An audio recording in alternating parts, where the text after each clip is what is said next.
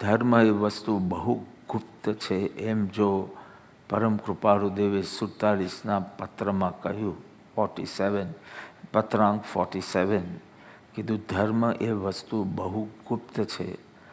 અને અત્યાર સુધી આપને લાગ્યું કે ધર્મ એ વસ્તુ પ્રગટ છે.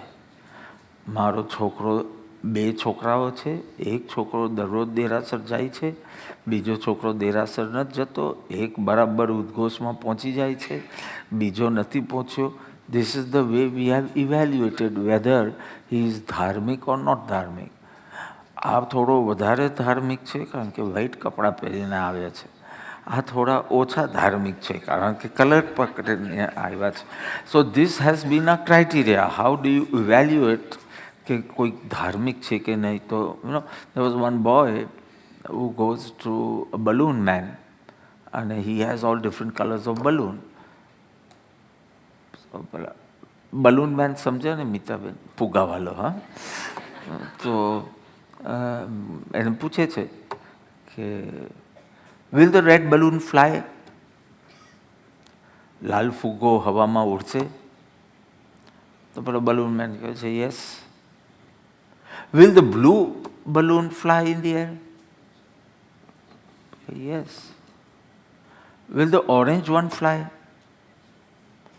એટલે પેલો કહે છે કે બેટા, for flying you don't need a particular color, you need the substance within. અંદર શું માલ છે એના ઉપરથી બલૂન ઉડે છે. પછી રેડ હોય કે બ્લુ હોય કે ઓરેન્જ હોય, તો બી આપનું ઇવેલ્યુએશન કયો કલર છે? ઓ આ તો શૈવ છે, ઓ આ તો ભાગવત છે. Unfortunately I have to relate the story given in Samanbhadra story. So જે રીતે સ્ટોરી મૂકી છે એ રીતે this is not me who is speaking about Pataling Mahadev and all. અને રૂપક હતું કે રિયલ હતું ના, 2nd સેન્ચુરીની આ વાત છે. સરપ્રાઇઝિંગલી અત્યારના પણ એ સ્થળ છે ત્યાં વારાણસીમાં. So we are going in next January, we are going there. Let's see, હવે સામૂહિક કરીએ છીએ કે આત્માર્પિત પૂરતું કરીએ છીએ કે હું એકલો જાઉં છું કે વોટ એવર. પણ it's not the white color or the red color or the yellow color or the Khalistan color which is going to make the balloons go high up in the air. It is a substance within. બલૂનમાં તમને લાગે છે કે આ common sense છે. બલૂનનો પ્રસંગ આવે તો તમે કોઈ બી કહેશો કોમન સેન્સ છે કે અંદર ગેસ હોય તો બલૂન ઉડે, પછી કોઈ બી કલરનો હોય, અને ગેસ ન હોય તો કોઈ બી કલરનો હોય તો ન ઉડે. કોમન સેન્સ છે. ધર્મની વાત આવે ત્યારે તમને એ વાત બેસતી નથી. એટલે મેં લાસ્ટ સત્સંગમાં બી કીધું કે પ્રવૃત્તિગત ધર્મમાં જેટલો તમને ઇન્ટરેસ્ટ છે, ગુડી પડવાનો શું પ્રોગ્રામ છે, આઈ થિંક કહી દીધું હશે. હા, so you are so excited, ઓ કાલે આપણે આ ટાઈમે જવાનું છે, પ્રદક્ષિણા કરવાનું, હું બી આવવાનો છું, આપણે આજ્ઞા ભક્તિ કરતાં કરતાં પ્રદક્ષિણા કરશું.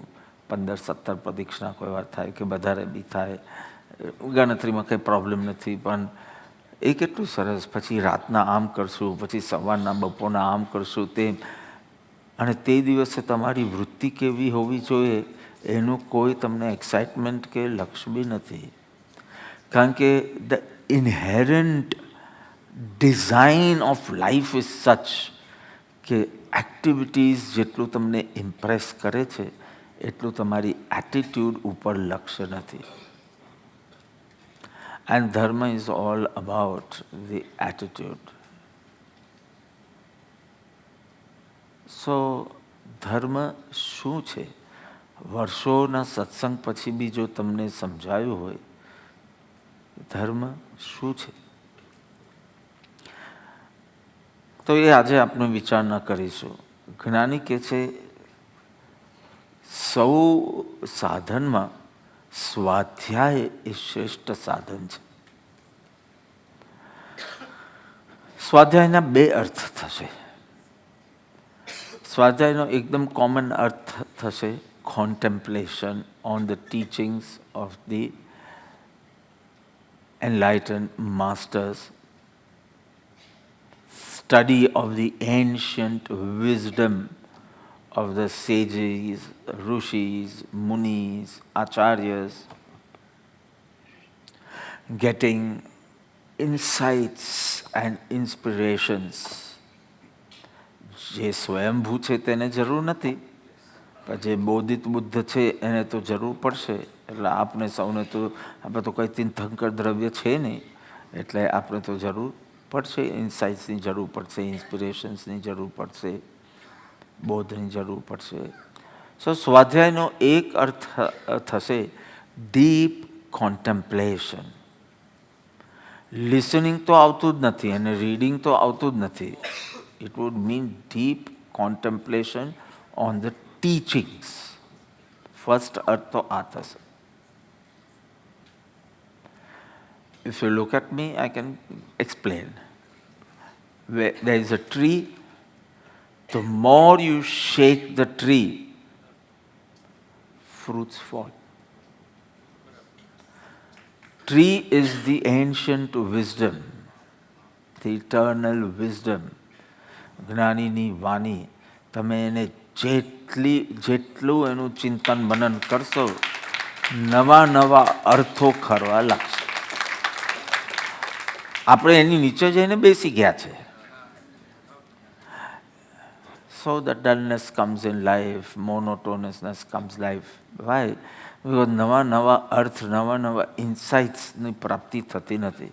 You are not even getting inspired, so the enthusiasm levels also go down. So the first meaning of Swadhyay would mean deep contemplation of, say, satsangs. So listening તો જાણે આવતું જ નથી, એ તો listening or reading તો ઠીક છે, પણ deep contemplation, so નવા નવા અર્થો ખરે અને તમારા જીવનમાં જાગૃત રહે. બસ આટલું જ. Shake the tree, fruits fall, and those fruits are collected, kept in your hand. એના માટે કયો શબ્દ વાપરીએ આપણે? હેન્ડી. હેન્ડી એટલે પ્રસંગ આવે ને તરત જ તમે એને એપ્લાય કરશો. So wonderful, right? Nothing new, but something very clear. નવા નવા અર્થ પ્રગટે અને અર્થ જાગ્રત રહે, એ હેતુથી ડીપ કોન્ટેમ્પ્લેશન કરો તો 1 કલાકના સત્સંગ ઉપર 2-3 કલાક સુધી તમે કામ કરો તો જ નવા નવા અર્થ પ્રગટે. Paravartana is just a way to go into this process. પછી જો ગોકર્ણ પટ્ટીમાં રહ્યા તો તમે મતાર્થીમાં રહ્યા, બીજું કાંઈ નહીં. વધારે ડીપ અર્થ કાઢો તો મહત્વનું છે. So number 1, Swadhyay, it would mean deep contemplation. A deeper meaning of Swadhyay, second, would be introspection. See, I'm not saying anything new, I'm just putting everything in the right order. કે પહેલાં તમે deep ચિંતન મનન કરો અને જુદા જુદા અર્થો પ્રગટ થવા દો, જે અર્થો તમે જાગૃત રહે. Sometimes so whole trip of my Oceania trip, starting from Australia, New Zealand, Indonesia, Singapore, everyone has been using in their cultural programs. Everywhere there was a retreat. So in the retreat we have Udghosh first, then food, and food પછી તરત કંઈ થાય નહીં, so Nemi makes them play some spiritual games, and then we do yoga, then we do meditation, then they do their dedications, they offer their dedications, cultural program, dinner લઈને છૂટા પડી. પછીના દિવસે સવારના પ્રતિષ્ઠા હોય, સવારના સત્સંગ હોય, સાંજના પ્રતિષ્ઠા હોય, નેક્સ્ટ ડે સવારના પ્રતિષ્ઠા હોય, સત્સંગ હોય, સોરી, એન્ડ બધાને પર્સનલ અપોઇન્ટમેન્ટ્સ હોય. સો ધીસ 3 daysનું અમારું શું કહેવાય, હા, it is fixed. 4 days હોય તો we have something else. 3 days is like this. And nowadays I can't give more than 3 days. So Thursday evening I come, Friday, Saturday, Sunday, and Monday I leave. So Tuesday, Wednesday, Thursday I can give another town. So this is it. Everywhere, starting from Sydney, Auckland, everywhere, Perth, everywhere, thanking attitude, smiling face, loving nature, or say loving all. And when it comes all, unfortunately, one more person is included, yourself. Loving others was very simple. But loving all meant no guilt, no regrets, no bitterness for others, of course, but no bitterness for yourself also. एक पर्याय गए, learn and improve your next पर्याय. You are only allowed to learn. You are not allowed to brood, regret, go into guilt, get stuck up. Not allowed, if it's loving all. If it was loving others, condemn yourself, criticize yourself, feel low about yourself, and love all. It was very easy, love others. But when it comes to love all, even you are included. So if you don't love yourself, જ્ઞાનીને તો સમજાતું જ નથી. If you don't love yourself, how you can love others? It is just another activity, hobby. Because to love others, you need love. And when you are hating yourself, so there is a good praman of hate and love in you. So hate will empower your love. એટલે થોડો time સુધી you will be able to love others, and then you just don't want to love. Then you just want to distance yourself. કે આપણે છે ને એકાંત જ પસંદ છે. Suddenly એકાંત પસંદ છે ને suddenly સેવા પસંદ છે means you are not clear about it. Obviously, when you are doing seva, you are going to be with thousands of people. And if loving is your sadhana, you wouldn't mind being with everyone because you are with yourself only. You are not attached to any condition. You are not attached to any emotion.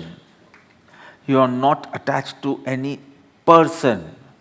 You are not attached to any situation. Not attached to a situation, not attached to a person, because not attached to any emotion. That is very important. We get attached to our own emotion. So Swadhyaya, first meaning is deep contemplation, as in shaking the tree, so the fruits fall, fruits being the beautiful insights, the Adbhut earth, which becomes handy. Fruits you hold in your hand, those insights you hold in your memory, and prasangya tamne kaam lage. So deep contemplation. Second, introspection. Cherry picking જેમ હોય તેમ. Because જેમ જ્ઞાનીના વચનમાં ઊંડા ઉતરો એટલે flood light વધશે. Flood light હોય જ્યારે એક નાની ડીમ લાઇટ હોય અને એક ફ્લડ લાઇટ હોય. ફ્લડ લાઇટમાં નાનું પણ બધું દેખાય. So of course when you have to pick, તમને બરાબર જુઓ કે આ એપલ સારું છે કે સડેલું છે એવી રીતે. So you try to understand the shortcomings, the flaws, the faults, the root cause. You start connecting the dots. કે મને પેલો આમ કરે છે ને મને ગુસ્સો કેમ આવે છે, તો you start connecting કે મને ગ્રંથિ છે એના માટે, એટલે એને જે કર્યું છે એટલે મને ક્રોધ નથી આવતો, મને એના માટે ક્રોધ જ છે, એટલે જે કરે તે મને ગમતું નથી. So there's an emotional association rather than an intellectual association. So I'm not analyzing it logically કે એને જે કીધું બરાબર જ છે ને. That is an intellectual association, but I'm having an emotional association. એટલે સીધા ગમા અણગમા સાથે જોવાનું થાય છે. એ તમને સ્થૂળમાં નહીં ખબર પડે, ફ્લડ લાઇટ જોઈશે. એટલે મેં કીધું પહેલાં ફ્લડ લાઇટ ઓન કરો, જ્ઞાનીના વચન, કોન્ટેમ્પ્લેશન, અને એમાં ઇન્ટ્રોસ્પેક્શન કરશો તો you will be able to connect the dots. You will understand your mental patterns. એક જ દિવસ ઊંઘ નથી આવતી તો બીજા દિવસે મગજ ચીડિયો થઈ જાય છે. પછી નાની નાની ચીજમાં ટચ મી નોટ જેવો થઈ જાઓ, લોકોમાં મેસેજ પહોંચતો જાય છે, handle this person with care. આને માન બહુ જોઈએ, અને આમ નહીં જોઈએ, એની સીધી વાત બી આમ નહીં ચાલે, એવી. So then you will understand your mental pattern, કે મારું ધાર્યું ન થાય તો મારું મન કેવું ડિસ્ટર્બ થાય, મારું ધાર્યું થાય તો આખો વ્યક્તિ માટેનો મારો મત કેવો બદલાઈ જાય છે. મારું ધાર્યું ન થાય, you will understand. So you will be able to connect the dots, understand your mental patterns. You will start searching for the hidden feelings you have for વસ્તુ and વ્યક્તિ both. હિડન ફિલિંગ્સ શું છે તમારે? તમે આવ્યા છો જ ગરમીની સિઝનમાં, એટલે તમે ગરમી છે એમ બોલવું જ ન જોઈએ. Because that will only consider you as a fool, because then you should not come in this season. There is always a November and December and January and February. You should come that time. So if you have decided કે ગરમી બરમી કંઈ નહીં અમને સત્સંગમાં, તો તમારે એક બી વખત બોલવાનું નહીં કે ગરમી છે. બટ ગરમી આવે તો that hidden feeling is, I want satsang plus comfort. You are not interested in satsangs, you are interested in a different type of a comfortable life. આપણું ઘર છે એટલે આપણી બધી ફેસિલિટી છે આશ્રમમાં. આ છે એક ખાલી વેધર બરાબર નથી, બાકી બધું જ છે બરાબર. No, but what is your main purpose? So swadhyaya will help you. આંતરિક સંક્લેશ તમારા ઘટાડશે.